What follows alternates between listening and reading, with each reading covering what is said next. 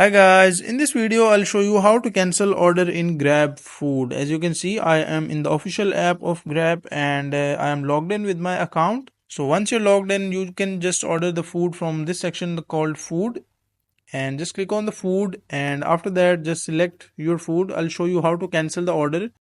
So let's first do a order, and from here just select your food and just click on order, and after that click on basket. Your selected items will appear here, and once you're here they will ask you to enter your address and further details, and once you are here just click on place order.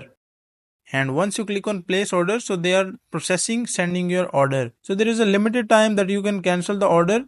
As you can see, this order has been done, but now this order cannot be cancelled. So how you can cancel? So basically you just need to cancel the order within 5 seconds. They have a duration of 5 seconds, and after 5 seconds you cannot cancel the order. So if you want to cancel the order, make sure to cancel it within 5 seconds, and afterwards you will not be able to do it. So that is the simple process of how you can cancel the order.